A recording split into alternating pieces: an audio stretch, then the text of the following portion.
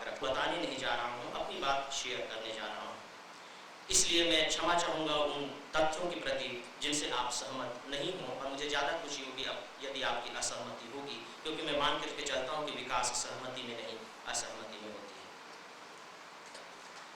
आज समय के बारे में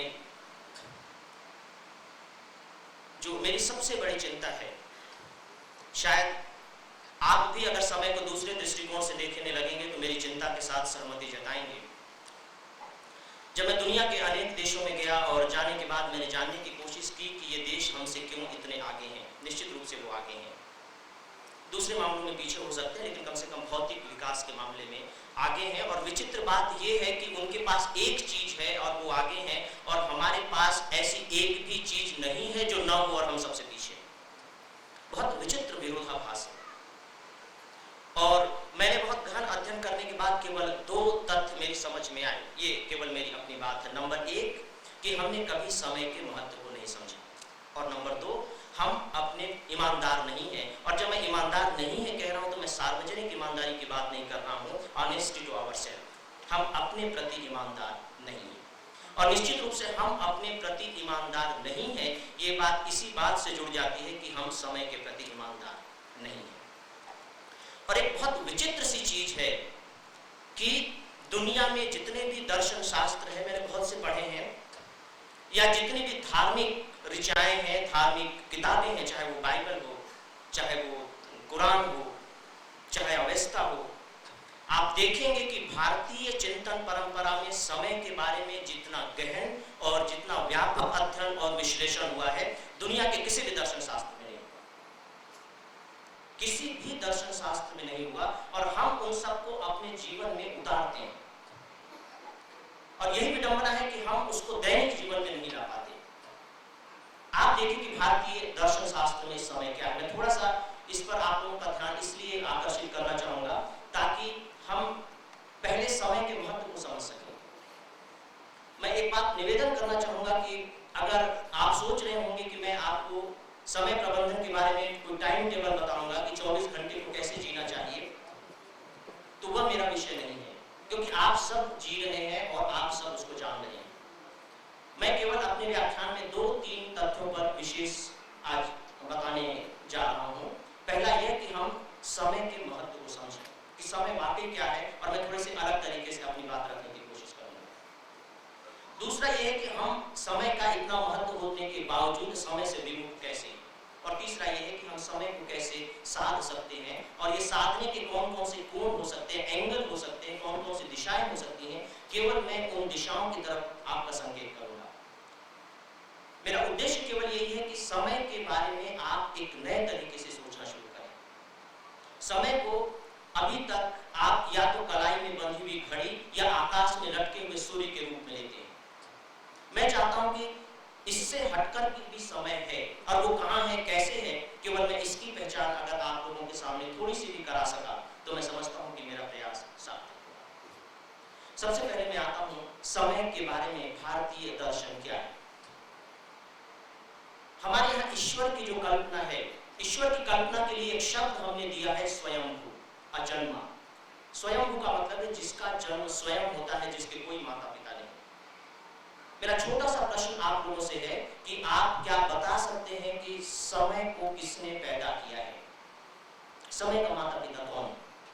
दुनिया में जितनी भी चीजें हैं, चाहे वो भौतिक हो या अभौतिक हो, आप उनका जन्मदाता बता सकते हैं और उनका निर्माण कर सकते हैं। जितनी भी भौतिक वस्तुएं हैं, यदि आप किसी वस्तु का निर्माण नहीं कर सकते तो वह एकमात्र वस्तु है समय, और अगर आप उसका निर्माण नहीं कर सकते तो निश्चित रूप से वह स्वयंभू है। दूसरी बात कि समय कितना पुराना है। अगर हम ये कहते हैं कि समय को किसी ने जन्म नहीं दिया और ये स्वयंभू है, खुद इसका जन्म हुआ है, तो इसका जन्म कब हुआ? अगर हम ये परिकल्पना करते हैं कि ये ब्रह्मांड 5 करोड़ वर्ष पुराना है, तो फिर मेरा अगला प्रश्न आप लोगों से है, क्या 5 करोड़ वर्ष से पहले समय नहीं था? 5 करोड़ वर्ष से पहले भी समय था। हमारे लिए समय तब से हुआ है जब से हमने उसको गिनना शुरू किया है, उससे पहले भी समय था। तीसरा मेरा बिंदु है सर्वव्यापकता। ईश्वर ऑमनीपोटेंट है, यूनिवर्सल है, सर्वव्यापक है और सर्वशक्तिमान है। एक अभ्यास मैं आपको देता हूं, आप इसको करके देखिएगा कि आप अपने मस्तिष्क में एक भी विचार लाइए, एक भी वाक्य लाइए और उस वाक्य को गहराई से सोचने की कोशिश कीजिए कि क्या उस वाक्य में समय इन्वॉल्व है या नहीं। आप आश्चर्य करेंगे कि आप एक भी वाक्य ऐसा नहीं सोच सकेंगे जिसमें समय शामिल न हो। एक भी वाक्य आप नहीं सोच सकते। अभ्यास करके देखिए। मतलब हर वाक्य के, आपके हर चिंतन के, हर व्यवहार की पृष्ठभूमि में समय मौजूद है, सर्वव्यापक है और वो सर्वशक्तिमान तो है ही। इतना सर्वशक्तिमान है कि मुझे कभी कभी ये लगता है कि उज्जैन के भगवान शिव के आगे महाशब्द क्यों लगाना पड़ा। समय का मतलब है काल। क्या कभी ऐसा हुआ कि ईश्वर और समय के बीच में कोई संघर्ष हुआ, कोई विवाद उठ करके खड़ा हुआ और उस विवाद के दौरान ये निर्णय लोगों को करना मुश्किल हो गया कि हम ईश्वर को गड़ा माने या इस काल को गड़ा माने। और शायद इस विवाद को हल करने के लिए उन्होंने शिव के आगे काल न करके महाउत्सर्ग लगा दिया और कह दिया कि महाकाल। काल तो है लेकिन ये कालों से भी बड़ा है। क्या वाकई में समय इतना बड़ा है? और केवल यही नहीं, 15वीं 16वीं शताब्दी में जब गुरु नानक के बाद सिख धर्म को जब अपने पंथ की स्थापना करनी पड़ी तो उनको भी अकाल कहना पड़ा, अकाल तख्त।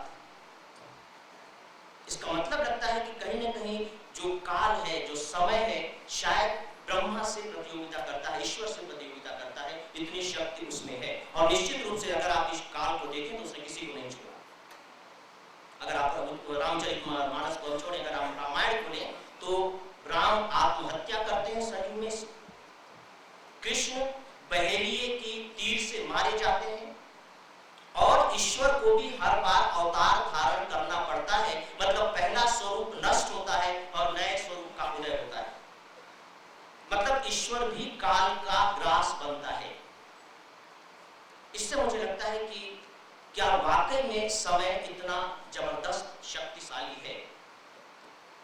ये बात मैं आपको केवल इसलिए कह रहा हूं, आप क्षमा करेंगे, ताकि हम समय को एक अलग एंगल से भी देख सकें, उसके महत्व को देख सकें। अब आप भारतीय जीवन दर्शन में देखिए, मैंने अभी केवल चिंतन की बात कही है, अब आप व्यवहार में देखिए। जिस क्षण हमारा जन्म होता है, आप वो क्षण ज्योतिषी को बता करके अपने पूरे के पूरे भविष्य का निर्धारण कर लेंगे। जिस पल हमारा जन्म हुआ है उस पल में ग्रहों की क्या स्थितियां थी, केवल इसके आधार पर ज्योतिष पूरे के पूरे हमारे भविष्य का वक्ता बन जाता है। आपका पूरा का पूरा जीवन ये होगा। ये समय का महत्व। हम जब गृह प्रवेश कराते हैं, विवाह कराते हैं तो मुहूर्त निकलवाते हैं। इसका मतलब है कि हम एक पर्टिकुलर टाइम में, पर्टिकुलर मोमेंट में, उस क्षण में उस काम को करना चाह रहे हैं। इसका मतलब है कि हमारे यहाँ समय का इतना ज्यादा महत्व है।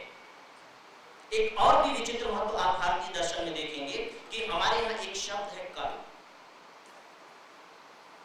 आने वाला कल और बीता हुआ कल दोनों ही कल है। दुनिया में कोई भी ऐसी भाषा नहीं है जिसके लिए बीते हुए कल और आने वाले कल के लिए एक ही शब्द की स्थापना की गई। और भारत में शब्दों की कमी नहीं है। सुखसागर कोश में हिंदी के 1.5 लाख शब्द हैं, 1.5 लाख। हम आज के लिए अलग, आने वाले कल के लिए अलग और बीते हुए कल के लिए अलग अलग शब्द रख सकते थे, लेकिन अगर दोनों के लिए हमने एक ही शब्द रखा है तो क्या इसके पीछे हमारे जो भाषा शास्त्री थे या ऋषि मुनि या दार्शनिक चिंतक थे, उन्होंने ऐसे ही शब्द रख दिया या इसके पीछे कोई धारणा थी? मुझे लगता है कि बहुत जबरदस्त धारणा थी और ये जो धारणा थी ये अखंडता की धारणा थी, अविच्छिन्नता की धारणा थी, कंटिन्यूअस की धारणा थी कि टाइम को आप टुकड़ों में नहीं देख सकते, काट काट